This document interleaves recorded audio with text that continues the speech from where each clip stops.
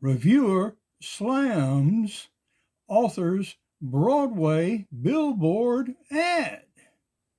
On September the 9th, I had an ad on Broadway, and I featured 5 of my books,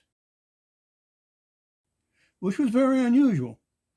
I have been writing books for 50 years, and these were but 5 of my more recent titles, 3 of which were business books and 2 of them were novels.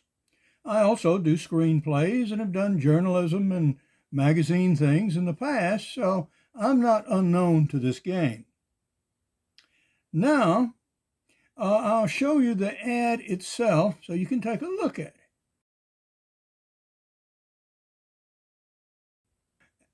And there you see my 5 books, blang, blang, blang, blang, blang, and me looking down on Broadway. Well, I didn't happen to be there, but a few people were, and a few people saw the ad.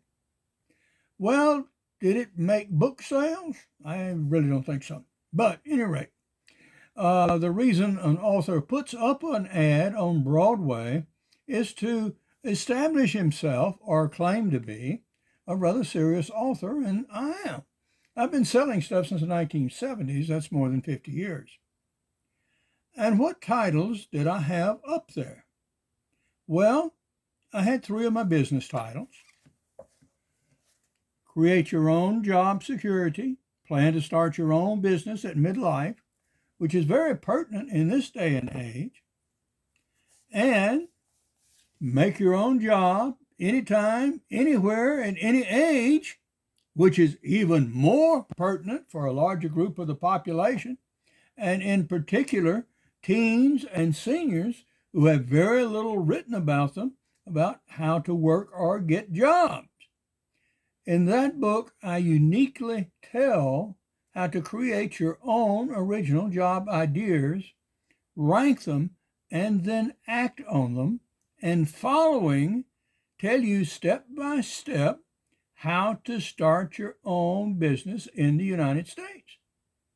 What to call it, how to raise money for it, what to do about partners, and so on and so on and so on, and ultimately, how to dispose of it when you want to, and in later life, start a business that you really love, may not make any money, you've already got yours, but you really enjoy doing, and incidentally, can write off expenses whilst you're doing it. Now, doesn't that sound like fun? Well, I think it is.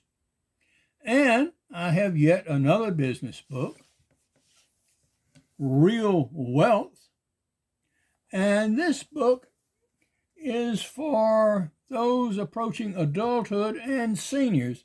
Again, it's a short book. It's just 90 pages or so.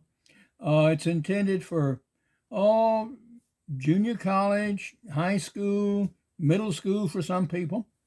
And what it tells you is what wealth really is, how to evaluate it, and realize that you're probably more wealthy than you think you are. And now for my novels. Until Death Do You Part. An American family meets their Sicilian cousins. This novel was written 2 years ago, and it's about an American family from Louisiana that unexpectedly finds when they visit Sicily that their 2 sons will be married to 2 women they've never even heard of on Friday, or none will leave the island alive. Now, these previous books have been mostly reviewed by Kirkus, and they have received really good reviews. For example, Make Your Own Job was considered a worthy book for the business newbie, which is pretty high praise from Kirkus. And my novel, well, that's also been modestly well reviewed for our first novel. But my second novel was really slammed. And here it is.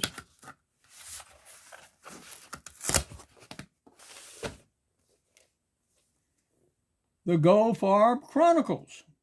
The reviewer actually did not know what to do with this book. Look. And I'm going to let you hear what he had to say about it. Now, this is actually a voice recording of his review, but this is the entirety of the review. Book review. A couple weathers the cultural distance between their families and contends with Mexican kidnappers in Smith's novel.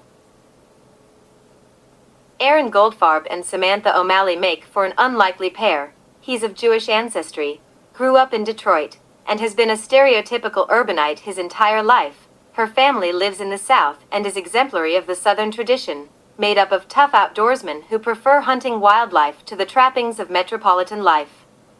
Unfortunately, every character in this dreary comedy is a stale caricature. Aaron survives the O'Malleys' largely amiable interrogations, though not without some episodes of humiliation. The humor is clearly intended to be of the madcap variety, but every scene is banally formulaic. Aaron and Sam wed and struggle to have a baby. A nurse cautions Sam about one of the rigors of pregnancy in a typical example of the novel's labored attempts at humor. During that second trimester, you are going to feel so hot and so ready that you are going to want to ride that man like a pump handle, up down, up down, up down until he is dry. Just go get him. Towards the end, your organisms might hurt the baby by starting premature contractions, but until then, go after him like you were a bear trap. One couldn't possibly furnish an adequate summary of this maddeningly meandering book. In the place of a plot is a series of comic set pieces, each as tiresome as the last. Aaron takes a trip to West Texas on a hunting expedition with his wife's brother-in-law, Larry, and they end up getting kidnapped by Mexican gangsters. One must credit the author for packing his novel with dramatic action. There are no pauses in this briskly paced work. However, it is a wearisome affair, absent real characters, a coherent story, or any genuine humor. A miserably dull assemblage of cliches, presented as satire. Now that was a pretty damning review of anybody's book. Well, you know what? I am in good company. Many successful books that were well received, that everybody knows and everybody has studied usually, particularly English majors, has been sometimes fiercely discredited by their critics. And more recently, this included The Handmaid's Tale by Margaret Atwood, which was almost put as badly as mine was, as well as Henry Miller's The Tropic of Cancer. And if you go back historically, Moby Dick, read by almost everybody in high school. You can't get out of high school without reading Moby Dick. By Herman Melville, was also decried as being a bad book.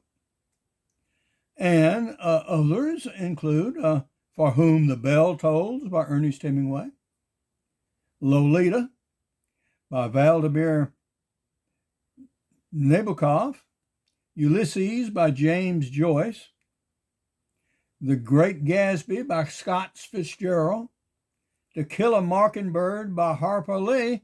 All of them, were discredited by critics and reviewers. What? And these are the most fiercely studied, and if you're an English major, sometimes hated, books in English literature. Why were they put down so? Because they dared to be different. I write different books. If I can't say something in a new way or inform people about something I think is significant, I won't bother to write it, quite frankly. And that's exactly what I did in the Goldfarb Chronicles. The Goldfarb Chronicles is actually 3 books. Moving with Baby is a comedy. and the characters are exaggerated as they are in all comedies. However, I do have some very realistic portrayals of some of the minor characters who are put in much more favorable light. Then, the second book, The Solitario, is a Western adventure. Now, Western adventures involving kidnappings are usually concluded with the parties being somehow rescued. And so it is here. Unusually, the rescued plan is devised by one of the men's wives, and although approved by the sheriff, there's an air-to-air combat going on between an ancient Cessna and a little Bell helicopter, in which an 80-year-old guy who's recovering from COVID and gets around on a walker has his health assistant shoot down the helicopter. Woof! Well, as it turns out, the helicopter pilot is killed.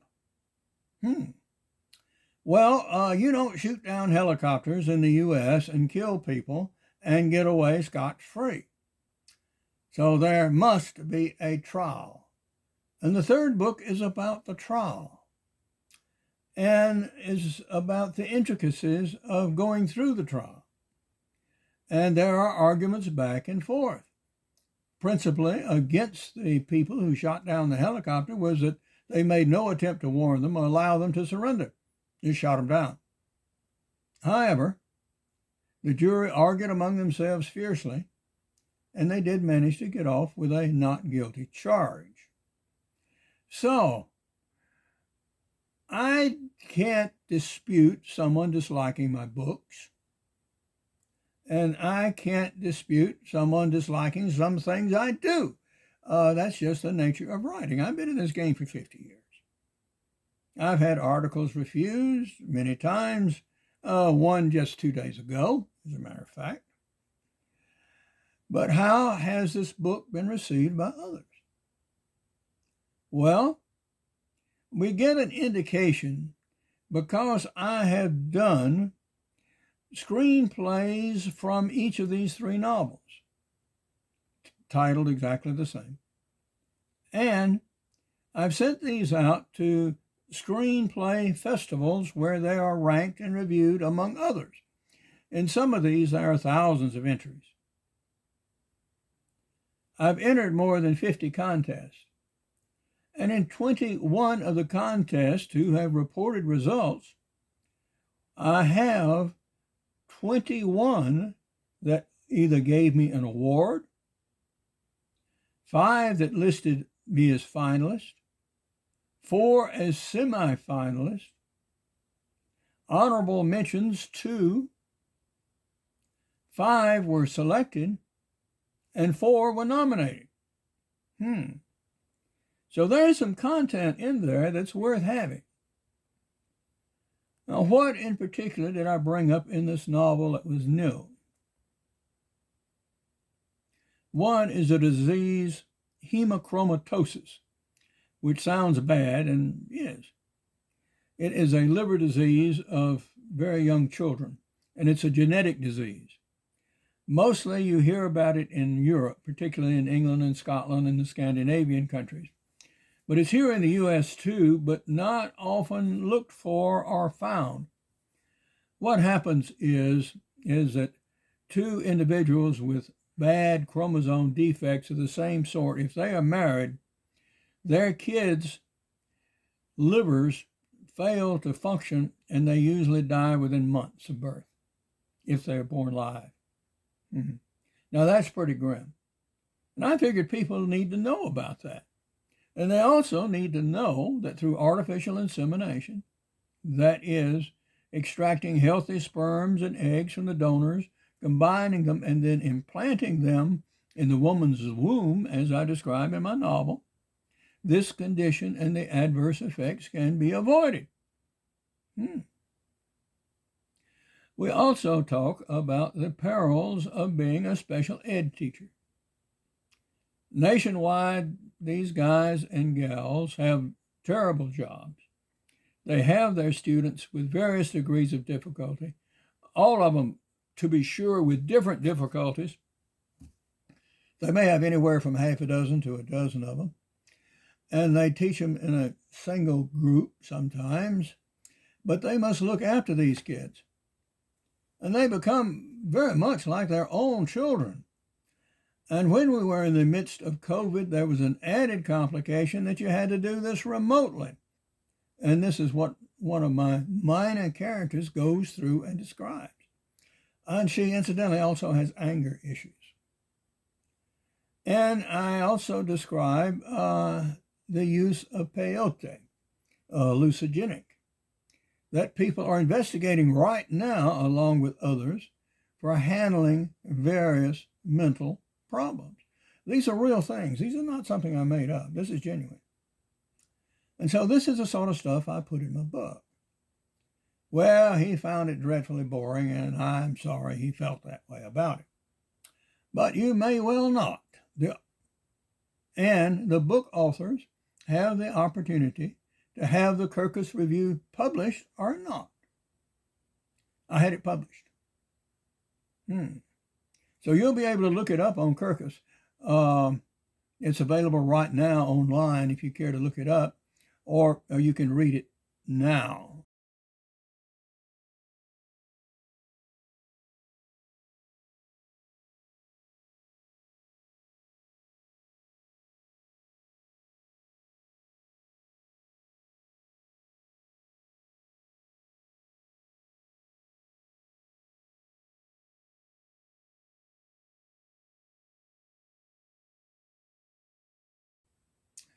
So, these are just some of the perils of authorship. But now, this is Hovey Smith, reminding you to hunt what you eat and eat what you hunt. Be legal, be ethical, be safe, goodbye, God bless, and see you next time.